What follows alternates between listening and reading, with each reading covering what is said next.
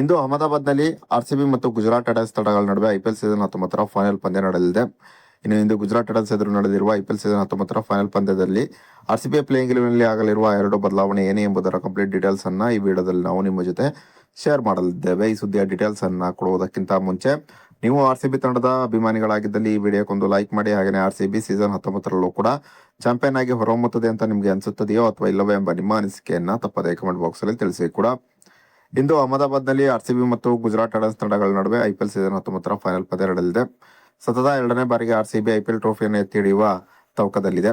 RCB ಈ season ಅಲ್ಲೂ ಕೂಡ ಒಂದು ಭರ್ಜರಿಯಾದಂತಹ ಪ್ರದರ್ಶನವನ್ನು ತೋರುತ್ತಿದೆ. ಈ ಕಾರಣದಿಂದಾಗಿ ಗುಜರಾತ್ ಟೈಟನ್ಸ್ ಎದುರಿನ ಫೈನಲ್ ಪಂದ್ಯದಲ್ಲೂ ಕೂಡ ಆರ್ಸಿಬಿ ಒಂದು ಭರ್ಜರಿಯಾದಂತಹ ಪ್ರದರ್ಶನ ತೋರುವುದರ ಮೂಲಕ ಸತತ ಎರಡನೇ ಬಾರಿಗೆ ಆರ್ಸಿಬಿ ಐಪಿಎಲ್ ಟ್ರೋಫಿಯನ್ನು ಎತ್ತಿ ಹಿಡಿಯುತ್ತದೆ ಎಂಬ ನಿರೀಕ್ಷೆಯಲ್ಲಿ ಆರ್ಸಿಬಿ ಅಭಿಮಾನಿಗಳಿದ್ದಾರೆ. ಇನ್ನು ಗುಜರಾತ್ ಟೈಟನ್ಸ್ ಎದುರಿನ ಫೈನಲ್ ಪಂದ್ಯದಲ್ಲಿ ಆರ್ಸಿಬಿ ತನ್ನ ಪ್ಲೇಯಿಂಗ್ ಎಲೆವೆನ್ನಲ್ಲಿ ಎರಡು ಬದಲಾವಣೆಯನ್ನು ಮಾಡಿಕೊಳ್ಳುವ ಸಾಧ್ಯತೆ ಇದೆ.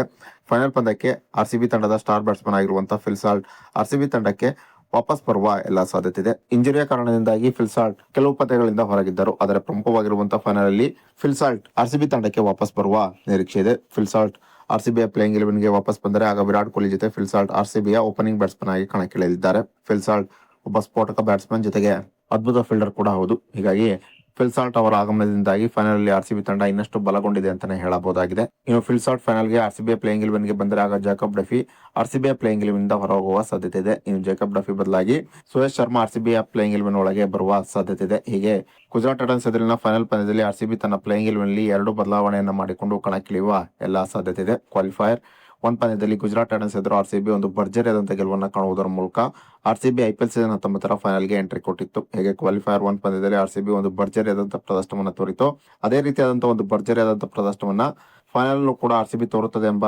ನಿರೀಕ್ಷೆಯಲ್ಲಿ ಇದೀಗ ಆರ್ಸಿಬಿ ಅಭಿಮಾನಿಗಳಿದ್ದಾರೆ. ಇನ್ನು ಫೈನಲ್ ಪಂದ್ಯದಲ್ಲಿ ಆರ್ಸಿಬಿ ತನ್ನ ಪ್ಲೇಯಿಂಗ್ ಎಲೆವೆನ್ನಲ್ಲಿ ಯಾವೆಲ್ಲ ಬದಲಾವಣೆಯನ್ನ ಮಾಡಿಕೊಂಡು ಕಣಕ್ಕಿಳಿಯಬೇಕೆಂಬ ನಿಮ್ಮ ಅನಿಸಿಕೆಯನ್ನ ತಪ್ಪದೇ ಕಮೆಂಟ್ ಬಾಕ್ಸ್ ಅಲ್ಲಿ ತಿಳಿಸಿ ಕೂಡ.